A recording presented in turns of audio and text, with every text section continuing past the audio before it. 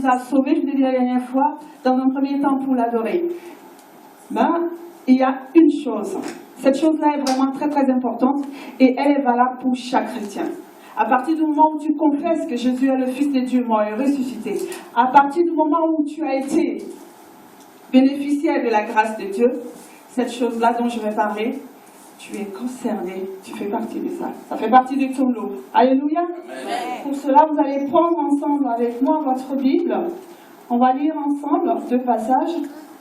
Le premier passage, c'est dans le livre des Actes des Apôtres, au chapitre 1er, au verset 3. Alléluia. Voilà, Jésus. Je vais faire rapidement.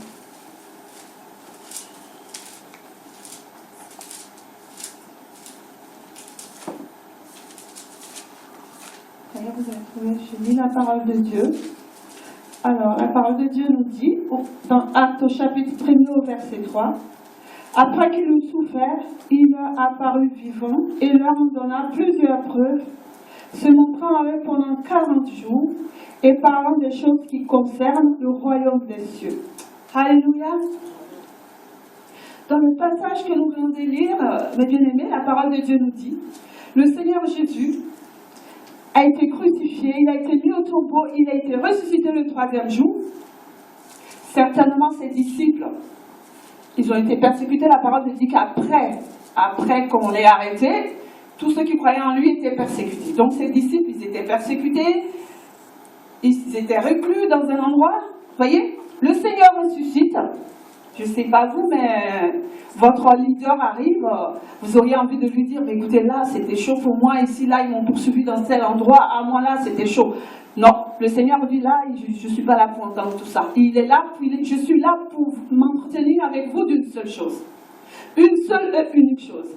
La parole de Dieu nous dit, pendant 40 jours, il leur est apparu. Pendant 40 jours, il n'a pas parlé d'autre chose. Il a parlé d'une seule et unique chose. Ça ne veut pas dire que les disciples n'avaient pas de problème. Ça ne veut pas dire qu'ils n'avaient pas de bobos. Ah, si, ils avaient des bobos. Ils étaient angoissés, étaient dans les coins, reclus. Vous voyez, ils étaient persécutés, la parole de Dieu nous dit. Mais Jésus apparaît. Non, il parle d'une seule et unique chose. Et là, la parole de Dieu nous dit, il parle de quoi? Il parle du royaume des cieux. La dernière fois, nous avons parlé du royaume des cieux. Le royaume des cieux, c'est quoi? C'est la justice de Dieu, c'est la paix de Dieu, c'est la joie de Dieu. Et tout ça par le Saint-Esprit.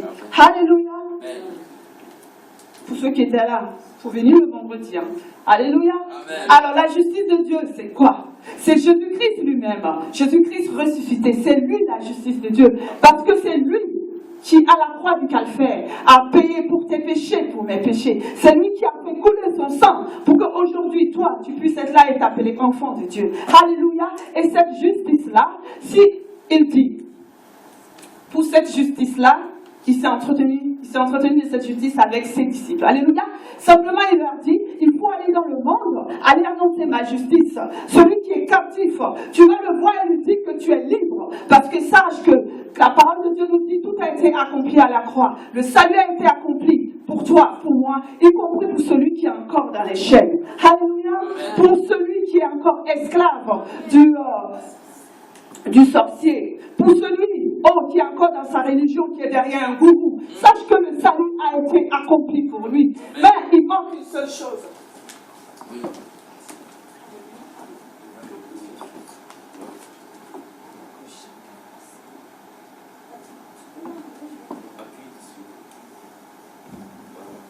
Pardon. Alors, donc, je disais, le salut a été accompli pour tout le monde. Alléluia. Merci, Seigneur. Mais il manque une seule chose, et cette chose est vraiment très importante.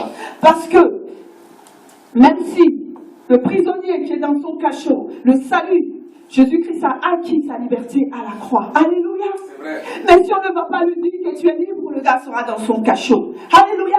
C'est pour ça que c'est là où toi tu rentres en compte. C'est là où moi je rentre en compte. Parce que Jésus-Christ a besoin de toi. C'est pour ça que pendant 40 jours, il s'est entretenu avec ses disciples de ça. Il a tapé sur le marteau pendant 40 jours. Alléluia. Pour que ses disciples puissent vraiment...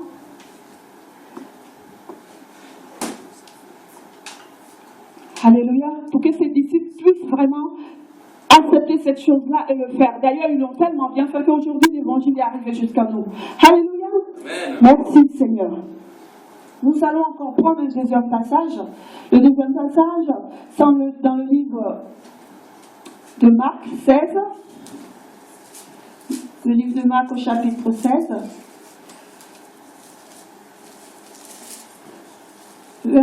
Versets 15 à 18.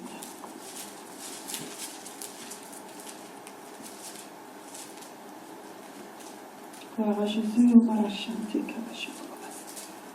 Alléluia.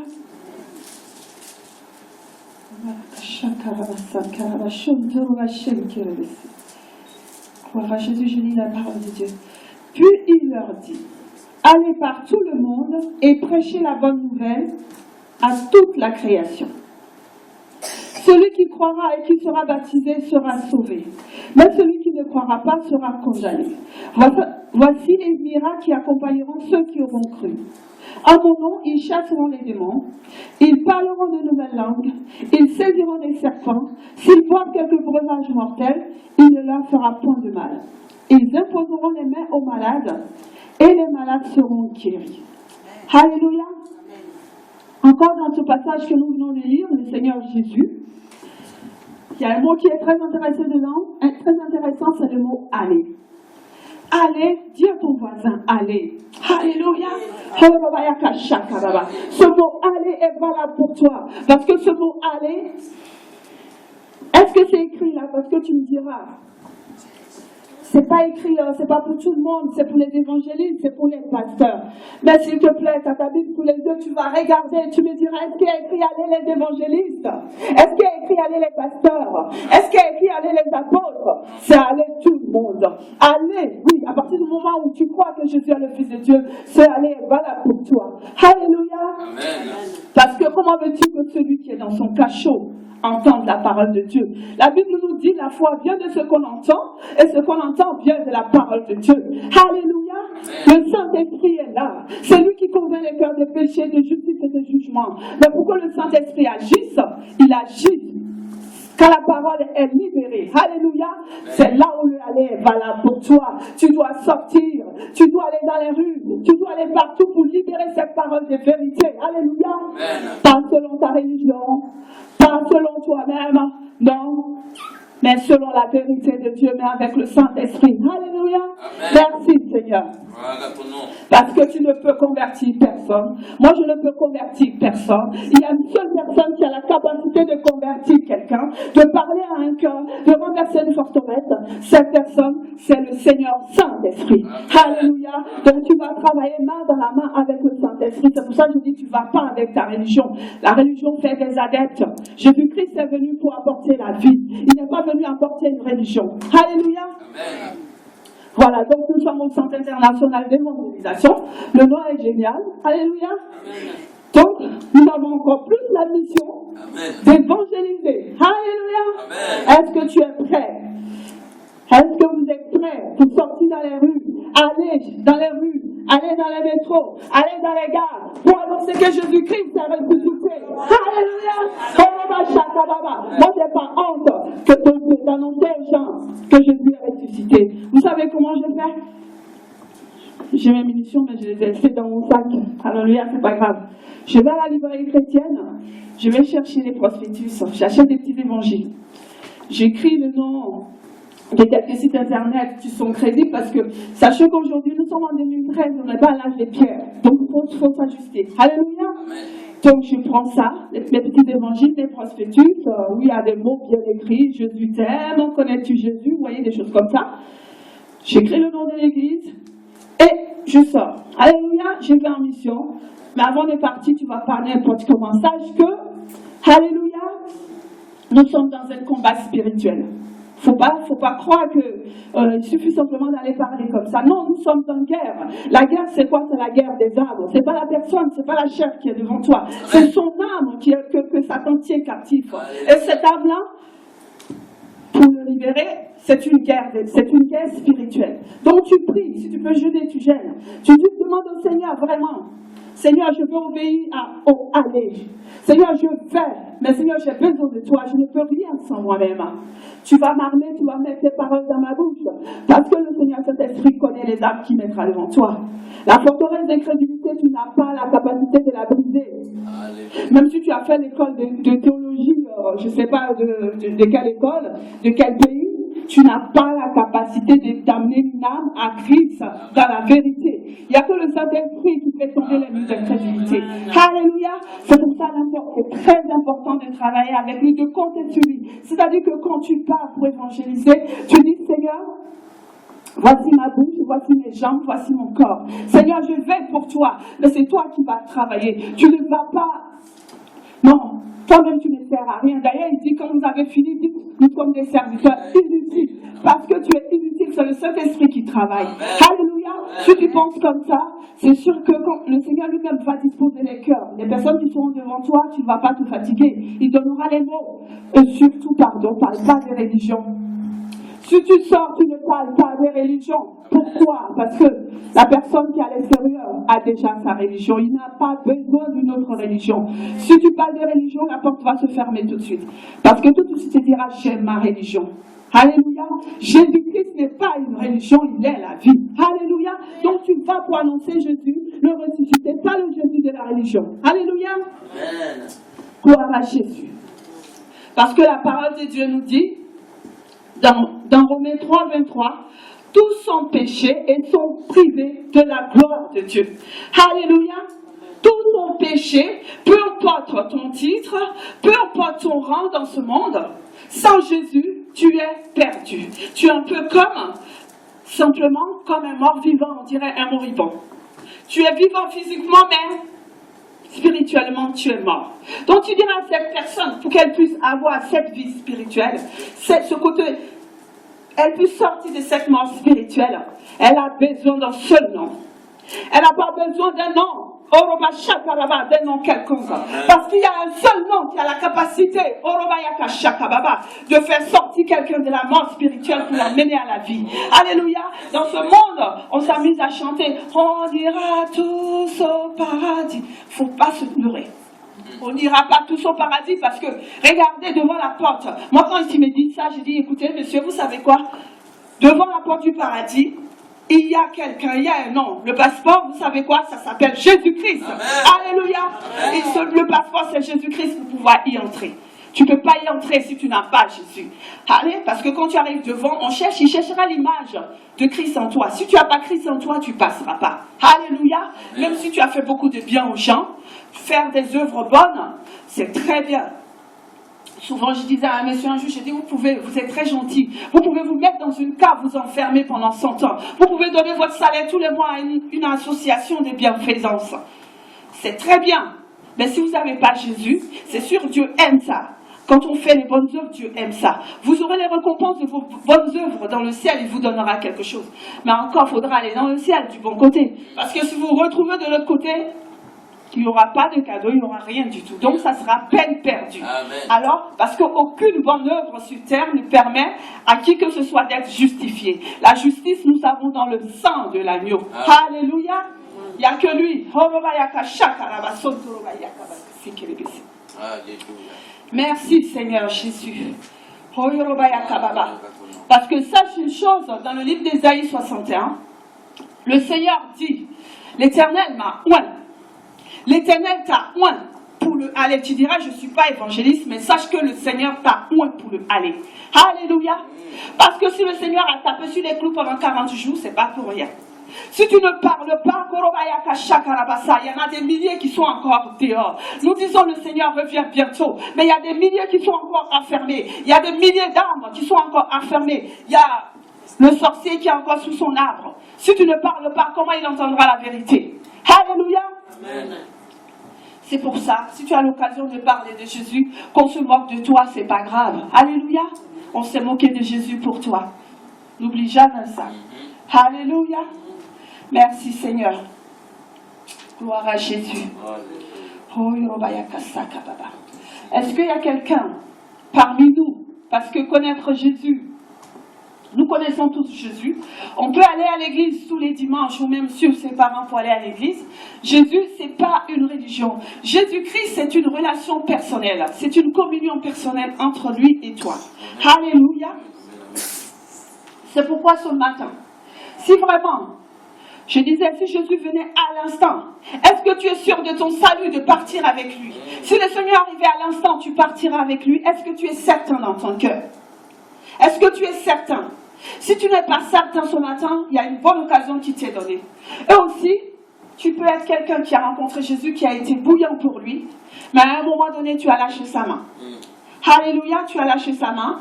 Et si bien que tu n'es même pas sûr de ton salut. Amen. Ce matin aussi, l'occasion t'est donnée. C'est une bonne main, le Seigneur est là ce matin. Il te tend la main. Alléluia.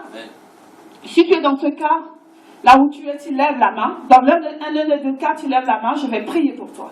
Alléluia. Très bien, il n'y a personne. Toi. Gloire à Jésus. Merci Seigneur pour ton courage. Tu vas venir là, mon frère. Merci pour ton courage. Tu vas te mettre debout et tu vas venir là. Sache que le Seigneur est là ce matin pour toi. Tu n'es pas là en vain. Sache que le Seigneur t'a donné un rendez-vous divin ce matin et tu as répondu.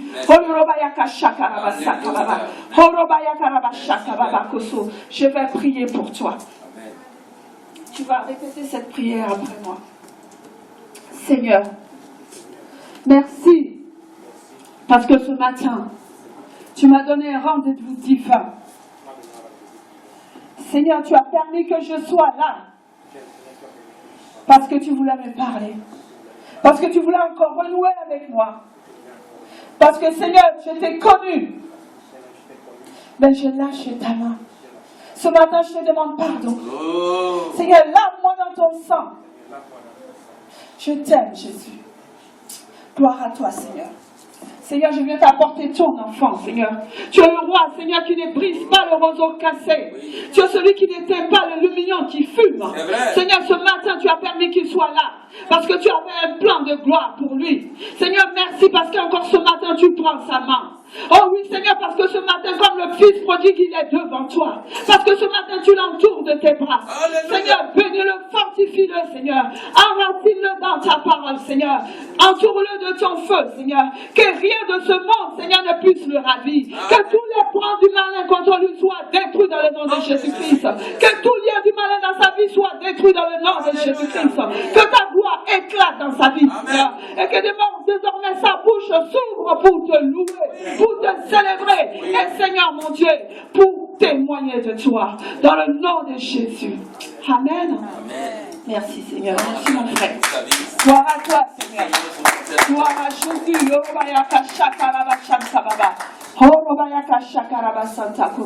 Donc tout le monde est sauvé. Si Jésus arrive, tout le monde monte. Alléluia. Merci, Seigneur. Donc j'arrive à la fin du petit message que je vais vous donner. La conclusion, c'est que vraiment il faut y aller. Il faut pas vraiment, il faut y aller. Je vous en parle comme ça parce qu'il y aura un moment où on va sortir. Il faut vous préparer à ça. Un samedi, on dira, on va vous l'annoncer avant. Et puis on sortira, on ira dans la rue pour proclamer que Jésus-Christ est Seigneur. Alléluia. C'est une joie de proclamer que Jésus-Christ est Seigneur. Parce qu'on dit Paris, on veut sauver Paris. Le Seigneur a dit que Paris, il nous le donne. Mais si on ne parle pas, si tu ne proclames pas, les gens ne seront pas sauvés. Le gars qui est dans son cachot, il est libre. Mais si tu ne vas pas lui dire, écoute, la porte est ouverte, tu peux sortir, il ne sortira pas. Alléluia. Et pour ça, il a besoin d'entendre que Jésus-Christ est le Fils de Dieu, mort et ressuscité. Et il a besoin de croire et de saisir ça dans son cœur. Alléluia. Acclamons le Seigneur. Je vais partager avec vous. Gloire à Jésus. On va faire cette petite prière ensemble. Mettez-vous debout. Gloire à toi, Seigneur.